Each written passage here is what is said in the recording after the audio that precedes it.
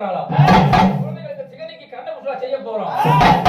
நம்ம திரௌபதி அம்மனையும் மாண்ட பாலக கட்டி கடியா முன்னே அந்த கையில பதி போட மாட்டான். அந்த மாலை சூட முன்னே அந்த மாயன் பதி சேர்ந்த மாடும்.